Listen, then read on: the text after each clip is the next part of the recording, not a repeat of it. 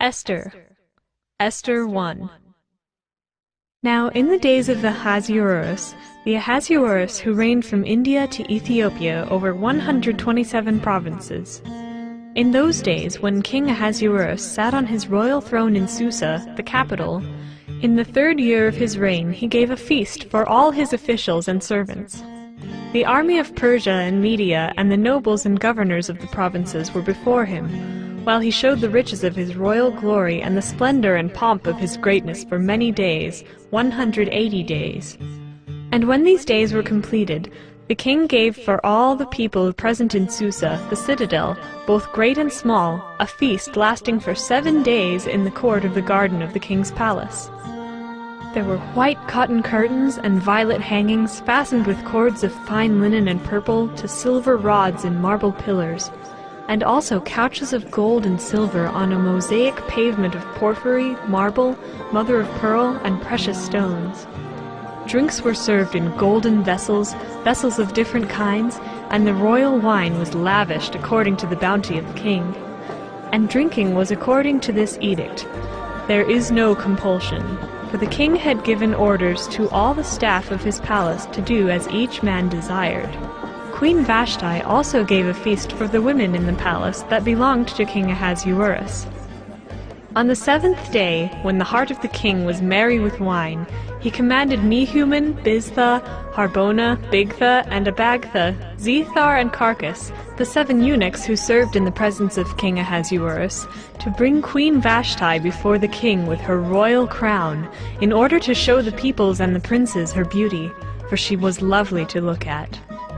But Queen Vashti refused to come at the king's command delivered by the eunuchs. At this, the king became enraged, and his anger burned within him. Then the king said to the wise men who knew the times, for this was the king's procedure toward all who were versed in law and judgment, the men next to him being Karshena, Shethar, Admatha, Tarshish, Meres, Marsena, and Memucan, the 7 princes of Persia and Media who saw the king's face and sat first in the kingdom. According to the law, what is to be done to Queen Vashti? Because she has not performed the command of King Ahasuerus, delivered by the eunuchs. Then Memucan said in the presence of the king and the officials, Not only against the king has Queen Vashti done wrong, but also against all the officials and all the peoples who are in all the provinces of King Ahasuerus. For the queen's behavior will be made known to all women, causing them to look at their husbands with contempt, since they will say, King Ahasuerus commanded Queen Vashti to be brought before him, and she did not come. This very day the noble women of Persia and Media, who have heard of the queen's behavior, will say the same to all the king's officials, and there will be contempt and wrath in plenty. If it please the king, let a royal order go out from him, and let it be written among the laws of the Persians and the Medes, so that it may not be repealed, that Vashti is never again to come before King Ahasuerus. And let the king give her royal position to another who is better than she. So when the decree made by the king is proclaimed throughout all his kingdom, for it is vast, all women will give honor to their husbands, high and low alike. This advice pleased the king and the princes, and the king did as Memucan proposed. He sent letters to all the royal provinces, to every province in its own script, and to every people in its own language, that every man be master in his own household, and speak according to the language of his people.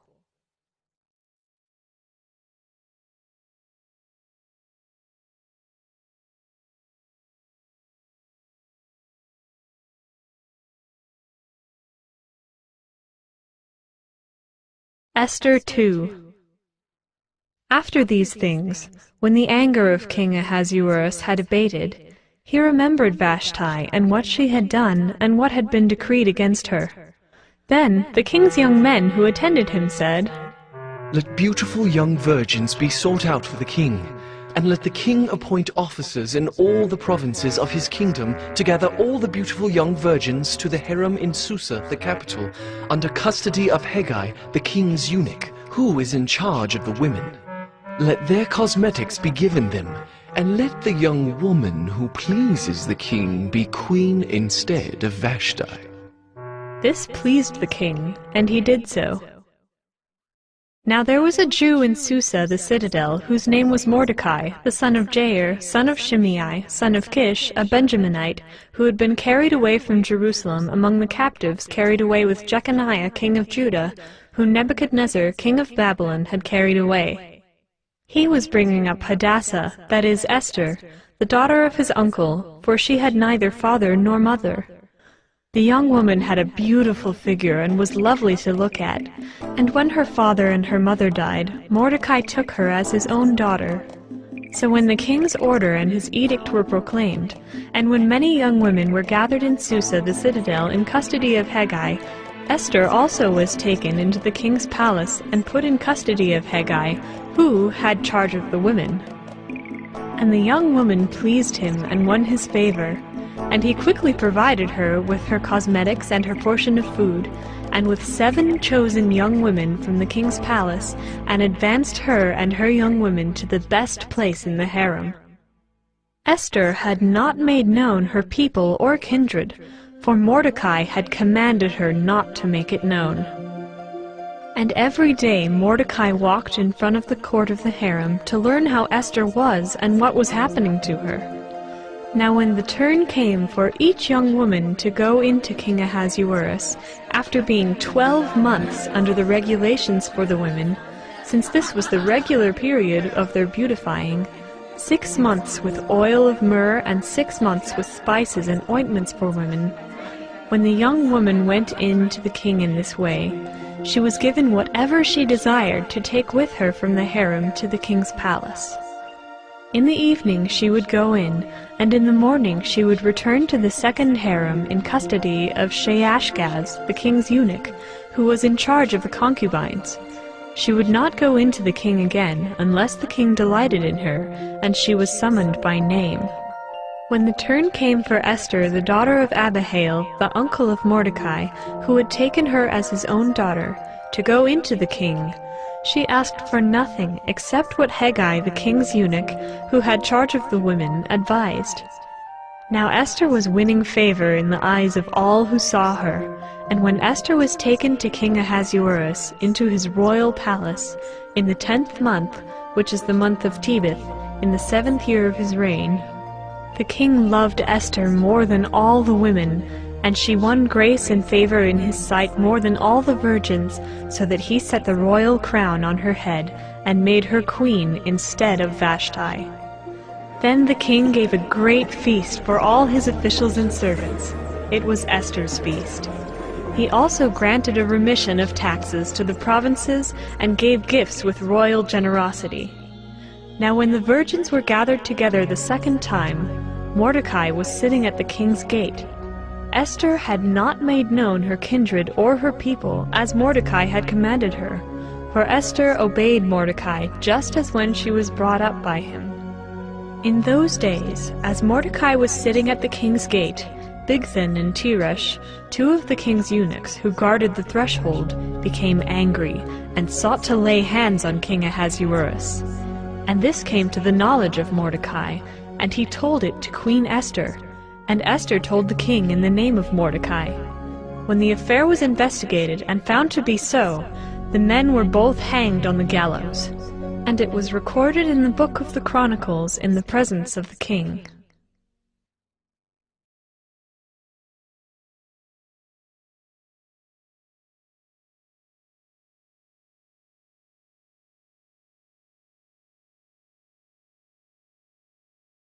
Esther 3.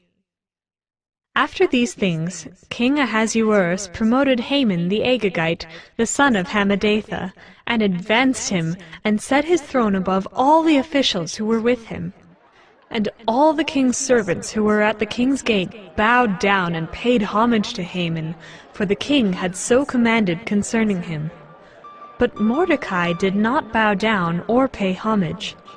Then the king's servants who were at the king's gate said to Mordecai, "Why do you transgress the king's command?" And when they spoke to him day after day, and he would not listen to them, they told Haman, in order to see whether Mordecai's words would stand, for he had told them that he was a Jew. And when Haman saw that Mordecai did not bow down or pay homage to him, Haman was filled with fury. But he disdained to lay hands on Mordecai alone. So, as they had made known to him the people of Mordecai, Haman sought to destroy all the Jews, the people of Mordecai, throughout the whole kingdom of Ahasuerus. In the 1st month, which is the month of Nisan, in the 12th year of King Ahasuerus, they cast pure, that is, they cast lots, before Haman day after day. And they cast it month after month, till the 12th month, which is the month of Adar. Then Haman said to King Ahasuerus, "There is a certain people scattered abroad and dispersed among the peoples in all the provinces of your kingdom. Their laws are different from those of every other people, and they do not keep the king's laws, so that it is not to the king's profit to tolerate them. If it please the king, let it be decreed that they be destroyed, and I will pay 10,000 talents of silver into the hands of those who have charge of the king's business, that they may put it into the king's treasuries." So the king took his signet ring from his hand and gave it to Haman the Agagite, the son of Hammedatha, the enemy of the Jews. And the king said to Haman, "The money is given to you, the people also, to do with them as it seems good to you." Then the king's scribes were summoned on the 13th day of the 1st month, and an edict, according to all that Haman commanded, was written to the king's satraps and to the governors over all the provinces and to the officials of all the peoples, to every province in its own script and every people in its own language. It was written in the name of King Ahasuerus and sealed with the king's signet ring.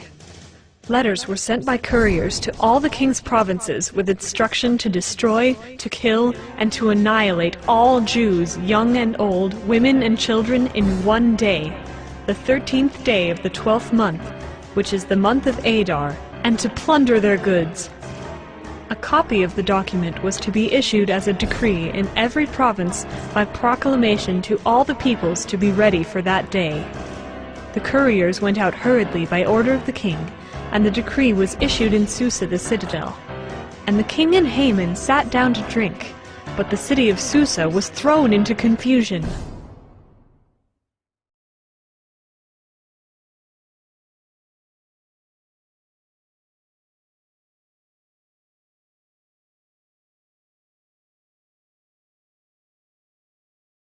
Esther 4.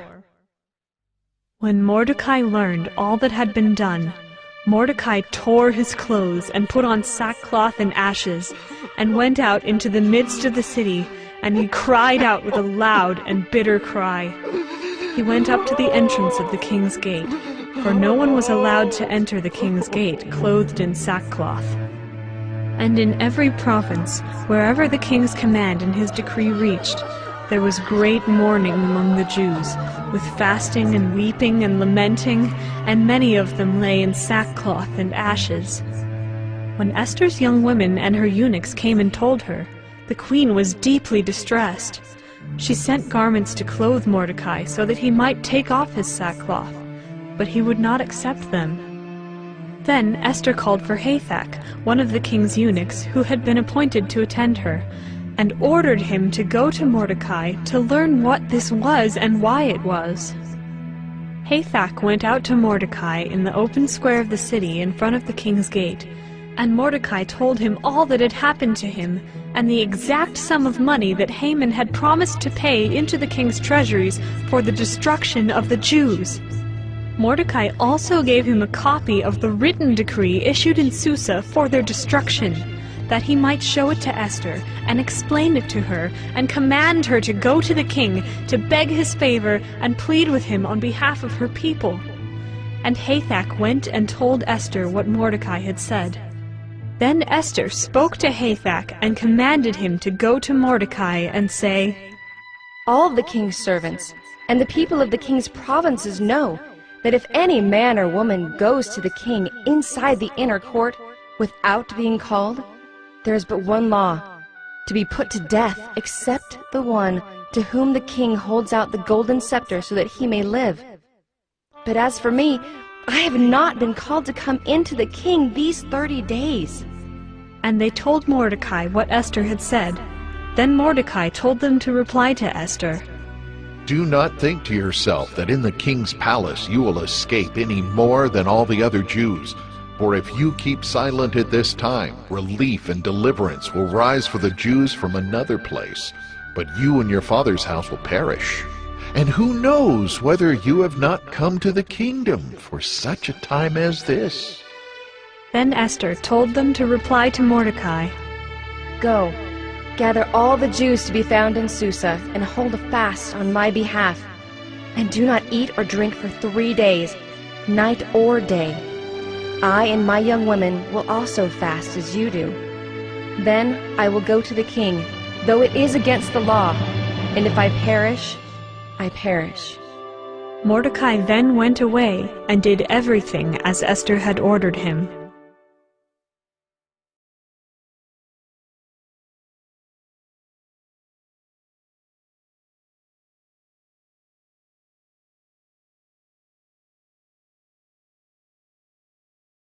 Esther 5. On the 3rd day, Esther put on her royal robes and stood in the inner court of the king's palace in front of the king's quarters, while the king was sitting on his royal throne inside the throne room opposite the entrance to the palace. And when the king saw Queen Esther standing in the court, she won favor in his sight, and he held out to Esther the golden scepter that was in his hand. Then Esther approached and touched the tip of the scepter, and the king said to her, What is it, Queen Esther? What is your request? It shall be given you, even to the half of my kingdom. And Esther said, If it please the king, let the king and Haman come today to a feast that I have prepared for the king. Then the king said, Bring Haman quickly, so that we may do as Esther has asked. So the king and Haman came to the feast that Esther had prepared. And as they were drinking wine after the feast, the king said to Esther, What is your wish? It shall be granted you. And what is your request? Even to the half of my kingdom it shall be fulfilled. Then Esther answered, My wish and my request is, if I have found favor in the sight of the king, and if it please the king to grant my wish and fulfill my request, let the king and Haman come to the feast that I will prepare for them, and tomorrow I will do as the king has said. And Haman went out that day joyful and glad of heart. But when Haman saw Mordecai in the king's gate, that he neither rose nor trembled before him, he was filled with wrath against Mordecai. Nevertheless, Haman restrained himself and went home, and he sent and brought his friends and his wife Zeresh.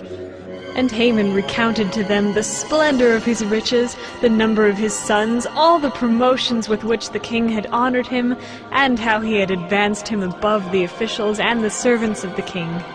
Then Haman said, Even Queen Esther, let no one but me come with the king to the feast she prepared. And tomorrow also I am invited by her together with the king. Yet all this is worth nothing to me, so long as I see Mordecai the Jew sitting at the king's gate. Then his wife Zeresh and all his friends said to him, Let a gallows 50 cubits high be made, and in the morning tell the king to have Mordecai hanged upon it. Then go joyfully with the king to the feast.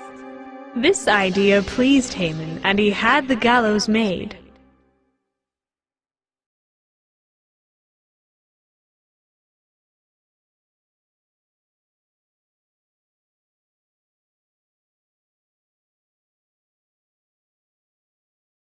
Esther 6. On that night the king could not sleep, and he gave orders to bring the book of memorable deeds, the Chronicles, and they were read before the king. And it was found written how Mordecai had told about Bigthana and Teresh, two of the king's eunuchs who guarded the threshold, and who had sought to lay hands on King Ahasuerus. And the king said, What honor or distinction has been bestowed on Mordecai for this? The king's young men who attended him said, Nothing has been done for him. And the king said, Who is in the court? Now Haman had just entered the outer court of the king's palace to speak to the king about having Mordecai hanged on the gallows that he had prepared for him. And the king's young men told him, Haman is there, standing in the court. And the king said, Let him come in. So Haman came in, and the king said to him, What should be done to the man whom the king delights to honor? And Haman said to himself, Whom would the king delight to honor more than me? And Haman said to the king, For the man whom the king delights to honor, let royal robes be brought, which the king has worn, and the horse that the king has ridden, and on whose head a royal crown is set. And let the robes and the horse be handed over to one of the king's most noble officials. Let them dress the man whom the king delights to honor, and let them lead him on the horse through the square of the city, proclaiming before him, Thus shall it be done to the man whom the king delights to honor. Then the king said to Haman, Hurry, take the robes and the horse, as you have said, and do so to Mordecai the Jew, who sits at the king's gate. Leave out nothing that you have mentioned. So Haman took the robes and the horse, and he dressed Mordecai and led him through the square of the city, proclaiming before him, Thus shall it be done to the man whom the king delights to honor. Then Mordecai returned to the king's gate. But Haman hurried to his house, mourning and with his head covered. And Haman told his wife Zeresh and all his friends everything that had happened to him.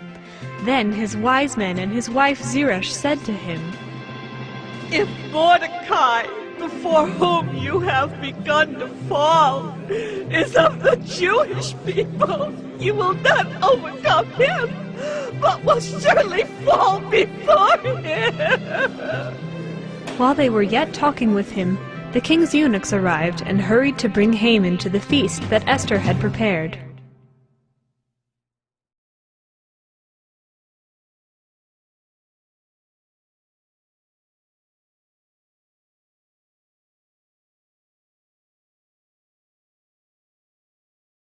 Esther 7. So the king and Haman went in to feast with Queen Esther. And on the second day, as they were drinking wine after the feast, the king again said to Esther, What is your wish, Queen Esther? It shall be granted you. And what is your request? Even to the half of my kingdom, it shall be fulfilled. Then Queen Esther answered, If I have found favor in your sight, O king, and if it please the king, let my life be granted me. For my wish, and my people for my request. For we have been sold, I and my people, to be destroyed, to be killed, and to be annihilated. If we had been sold merely as slaves, men and women, I would have been silent, for our affliction is not to be compared with the loss to the king. Then King Ahasuerus said to Queen Esther, Who is he and where is he who has dared to do this? And Esther said, A foe and enemy, this wicked Haman. Then Haman was terrified before the king and the queen. And the king arose in his wrath from the wine drinking and went into the palace garden. But Haman stayed to beg for his life from Queen Esther, for he saw that harm was determined against him by the king. And the king returned from the palace garden to the place where they were drinking wine, as Haman was falling on the couch where Esther was. And the king said, "Will he even assault the queen in my presence, in my own house?" As the word left the mouth of the king, they covered Haman's face. Then Harbona, one of the eunuchs in attendance on the king, said, "Moreover, the gallows that Haman has prepared for Mordecai, whose word saved the king, is standing at Haman's house, 50 cubits high." And the king said, "Hang him on that." So they hanged Haman on the gallows that he had prepared for Mordecai. Then the wrath of the king abated.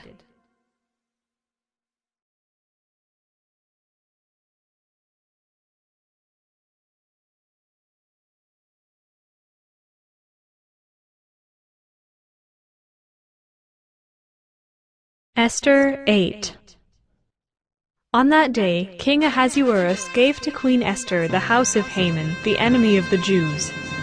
And Mordecai came before the king, for Esther had told what he was to her.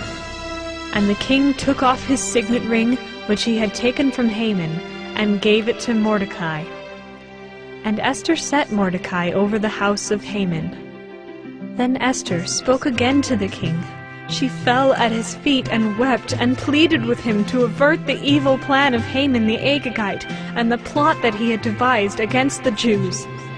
When the king held out the golden scepter to Esther, Esther rose and stood before the king, and she said, "If it please the king, and if I have found favor in his sight, and if the thing seems right before the king, and I am pleasing in his eyes, let an order be written to revoke the letters devised by Haman the Agagite, the son of Hammedatha, which he wrote to destroy the Jews, who are in all the provinces of the king. For how can I bear to see the calamity that is coming to my people? Or how can I bear to see the destruction of my kindred?" Then King Ahasuerus said to Queen Esther and to Mordecai the Jew, "Behold, I have given Esther the house of Haman, and they have hanged him on the gallows, because he intended to lay hands on the Jews. But you may write as you please with regard to the Jews in the name of the king, and seal it with the king's ring.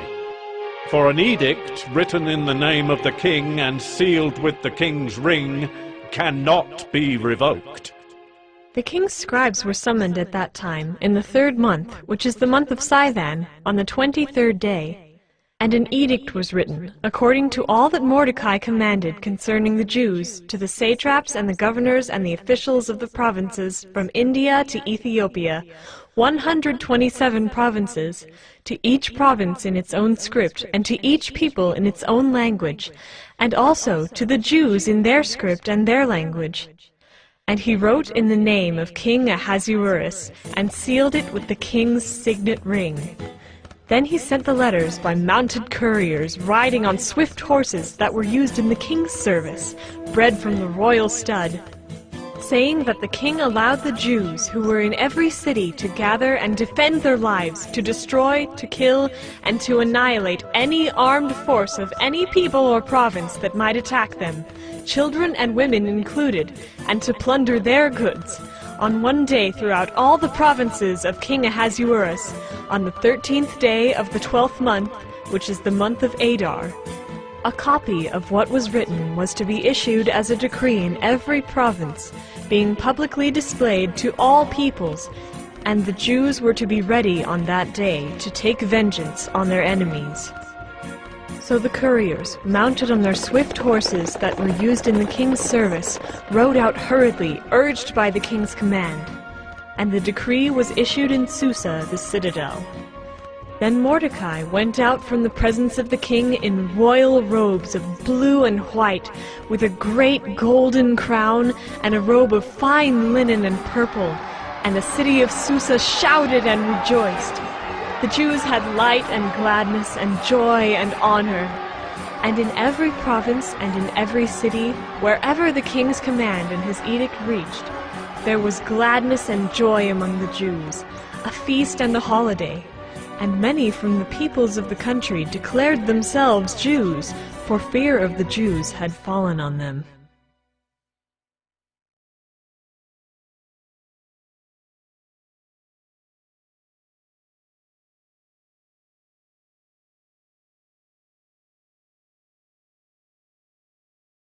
Esther 9. Now in the 12th month, which is the month of Adar, on the 13th day of the same, when the king's command and edict were about to be carried out, on the very day when the enemies of the Jews hoped to gain the mastery over them, the reverse occurred. The Jews gained mastery over those who hated them. The Jews gathered in their cities throughout all the provinces of King Ahasuerus to lay hands on those who sought their harm. And no one could stand against them, for the fear of them had fallen on all peoples. All the officials of the provinces and the satraps and the governors and the royal agents also helped the Jews, for the fear of Mordecai had fallen on them.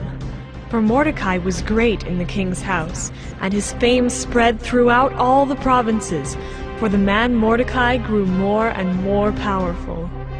The Jews struck all their enemies with the sword, killing and destroying them, and did as they pleased to those who hated them.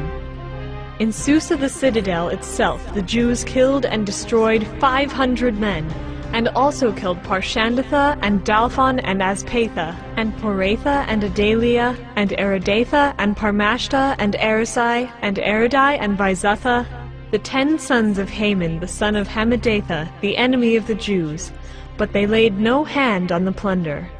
That very day the number of those killed in Susa the citadel was reported to the king. And the king said to Queen Esther, In Susa the citadel the Jews have killed and destroyed 500 men, and also the 10 sons of Haman. What then have they done in the rest of the king's provinces? Now what is your wish? It shall be granted to you. And what further is your request? It shall be fulfilled. And Esther said, If it please the king, let the Jews who are in Susa be allowed tomorrow also to do according to this day's edict, and let the 10 sons of Haman be hanged on the gallows. So the king commanded this to be done. A decree was issued in Susa, and the 10 sons of Haman were hanged. The Jews who were in Susa gathered also on the 14th day of the month of Adar, and they killed 300 men in Susa, but they laid no hands on the plunder.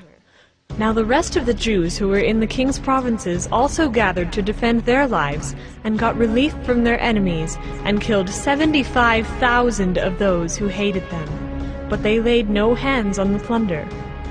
This was on the 13th day of the month of Adar, and on the 14th day they rested and made that a day of feasting and gladness. But the Jews who were in Susa gathered on the 13th day and on the 14th, and rested on the 15th day, making that a day of feasting and gladness. Therefore the Jews of the villages, who live in the rural towns, hold the 14th day of the month of Adar as a day for gladness and feasting, as a holiday, and as a day on which they send gifts of food to one another. And Mordecai recorded these things, and sent letters to all the Jews who were in all the provinces of King Ahasuerus, both near and far, obliging them to keep the 14th day of the month Adar, and also the 15th day of the same, year by year, as the days on which the Jews got relief from their enemies, and as the month that had been turned for them from sorrow into gladness, and from mourning into a holiday, that they should make them days of feasting and gladness, days for sending gifts of food to one another, and gifts to the poor. So the Jews accepted what they had started to do, and what Mordecai had written to them. For Haman the Agagite, the son of Hammedatha, the enemy of all the Jews, had plotted against the Jews to destroy them, and had cast pure, that is, cast lots, to crush and to destroy them. But when it came before the king, he gave orders in writing that his evil plan that he had devised against the Jews should return on his own head, and that he and his sons should be hanged on the gallows. Therefore they called these days Purim, after the term pure. Therefore, because of all that was written in this letter, and of what they had faced in this matter, and of what had happened to them, the Jews firmly obligated themselves and their offspring and all who joined them, that without fail they would keep these 2 days according to what was written, and at the time appointed every year. That these days should be remembered and kept throughout every generation in every clan, province, and city, and that these days of Purim should never fall into disuse among the Jews, nor should the commemoration of these days cease among their descendants. Then Queen Esther, the daughter of Abihail, and Mordecai the Jew gave full written authority confirming this second letter about Purim. Letters were sent to all the Jews, to the 127 provinces of the kingdom of Ahasuerus, in words of peace and truth, that these days of Purim should be observed at their appointed seasons, as Mordecai the Jew and Queen Esther obligated them, and as they had obligated themselves and their offspring, with regard to their fasts and their lamenting. The command of Queen Esther confirmed these practices of Purim, and it was recorded in writing.